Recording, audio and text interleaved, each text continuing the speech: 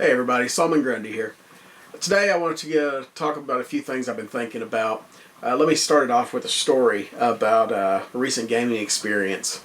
It's around Halloween, so we can call this a horror story for most gamers.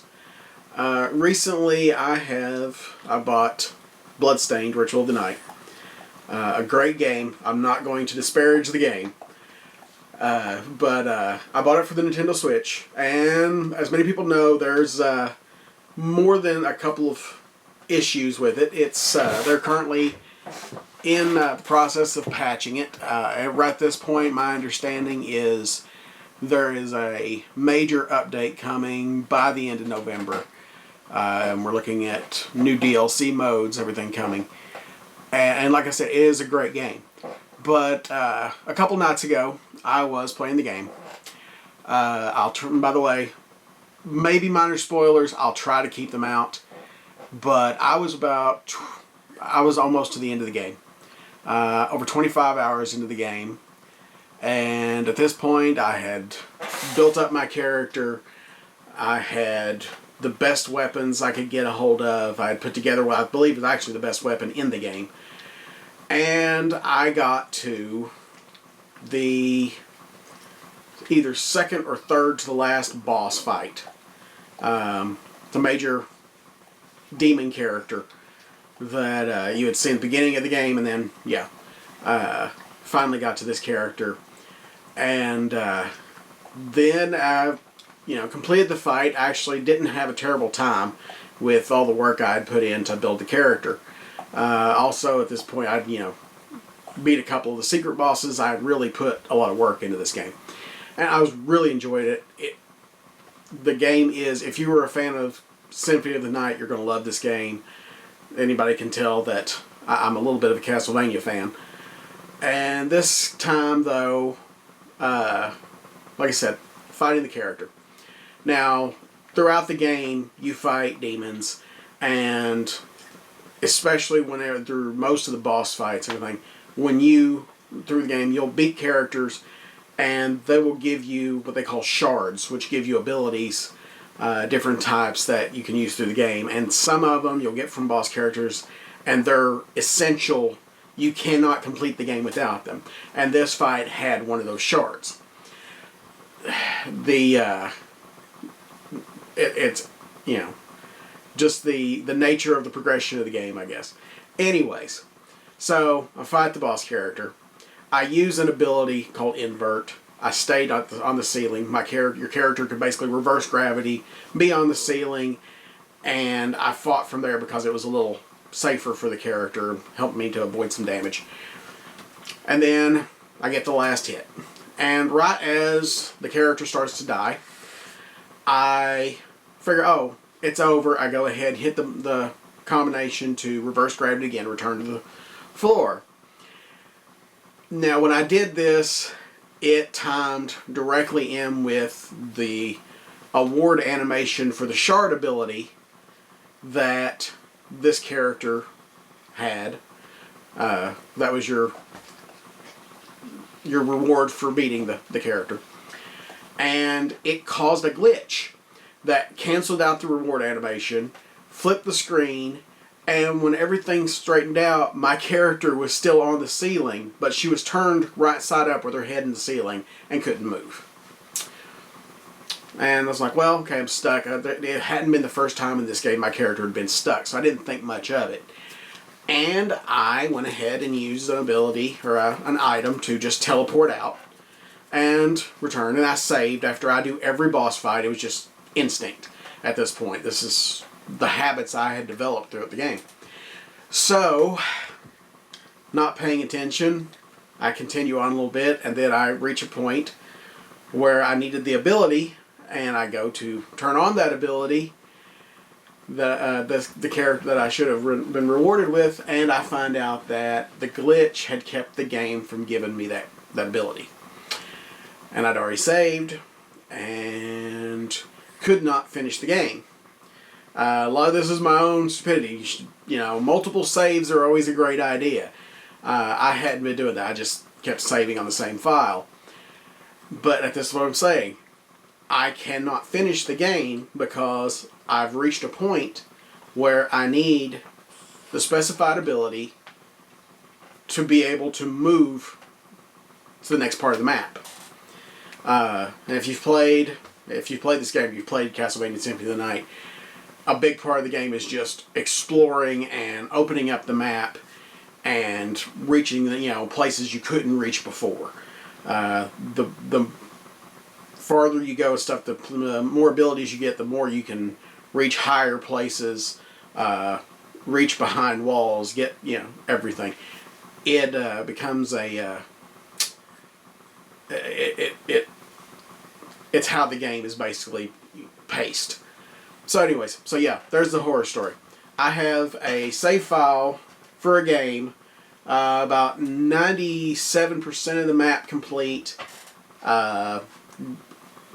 character build up to where I should be able to go in and fight and not have a difficult time completing the game. But because of this glitch, I can't see it. Now, like I said before, I know that there is a patch coming toward the end of November, supposed to add a lot of improvements.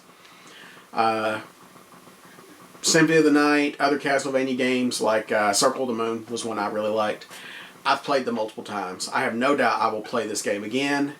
I will finish it. My plan is to probably wait a couple months, probably December, January, and then I'm going to pick it back up again and just go through it again.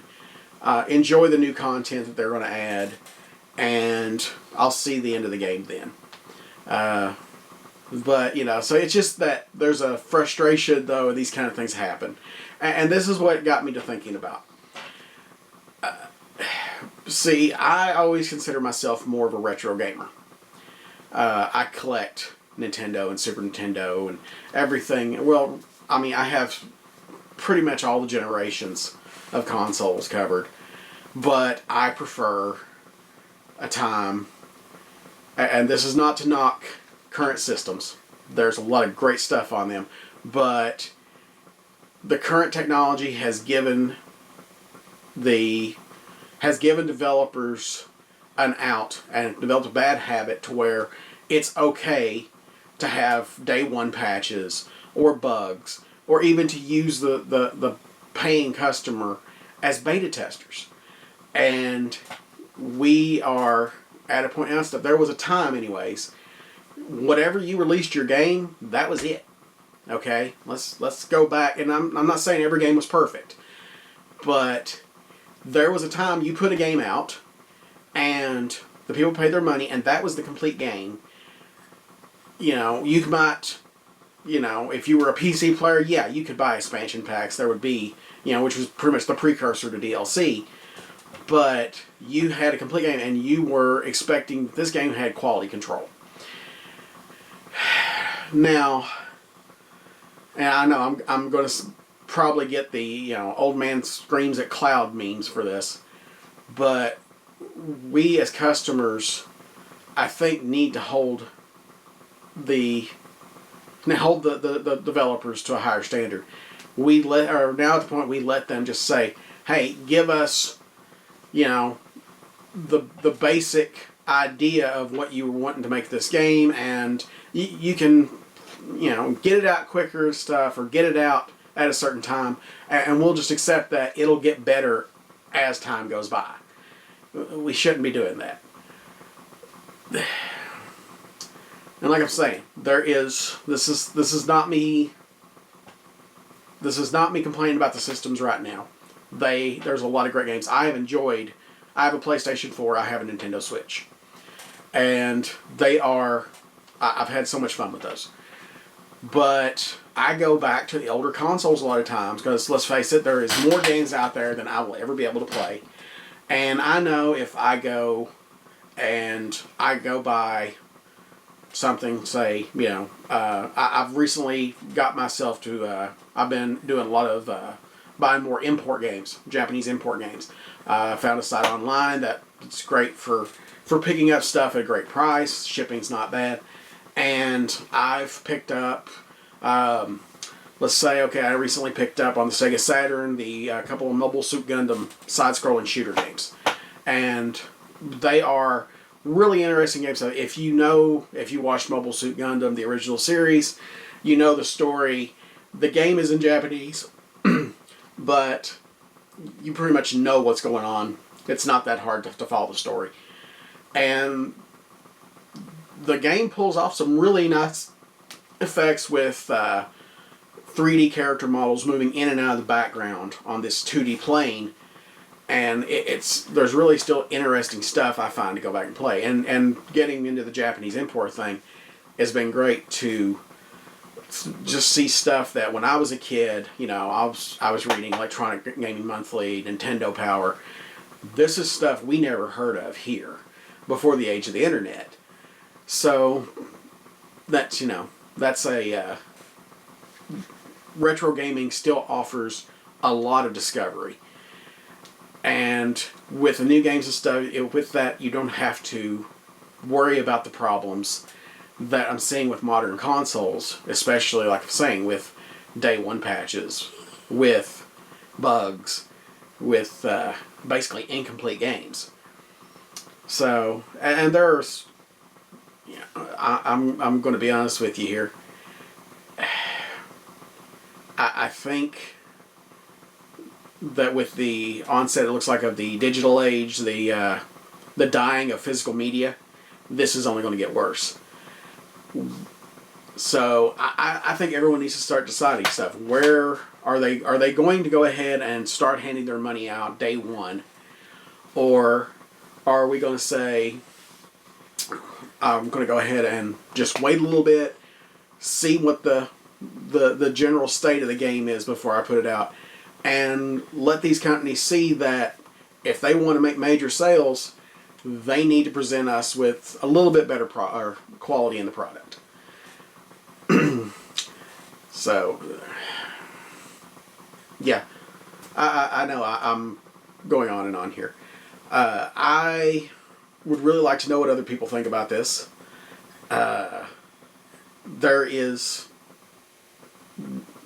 know there's going to be a lot of different opinions, and that's fine. Everybody, they should play what they enjoy. If you're fine with this, the state of things, hey, you put your money where you want to put your money.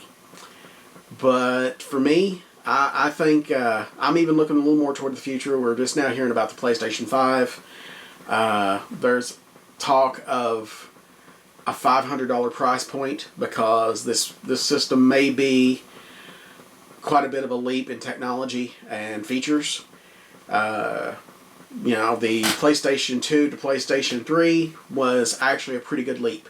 And when the PlayStation 3 came out, we had, for a time, we had backwards compatibility for the PlayStation 2, PlayStation 1. You had Blu-ray features. You had a lot more added into that system. And it got kind of complicated, everything. It's a whole thing. And what we're looking at now is from the PlayStation 4 to the 5 may be the same thing.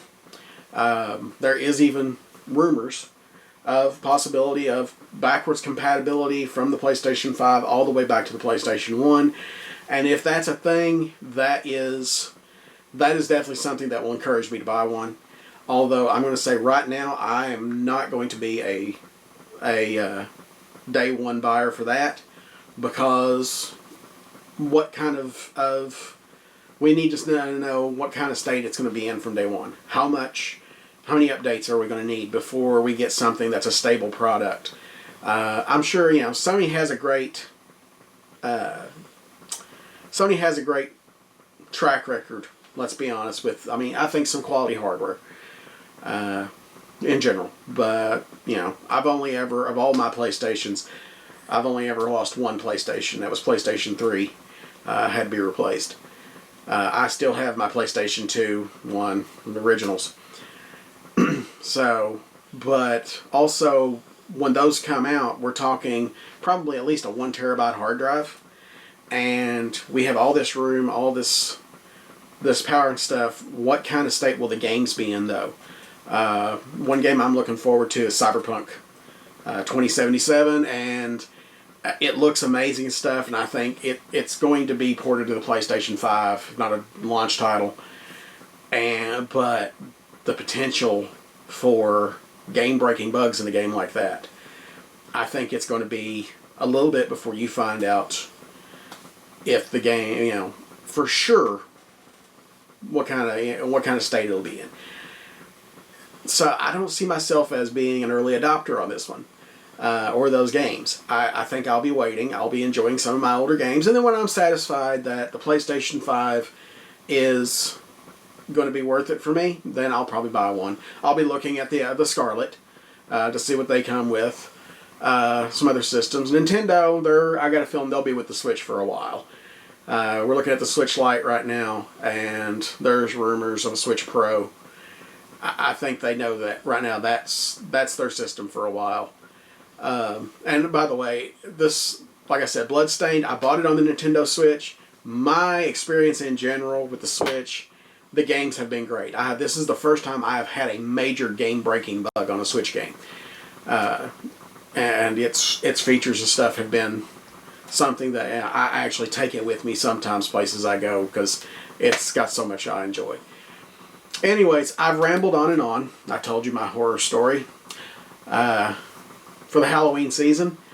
And I think that's all for today. So I want to thank everybody for listening.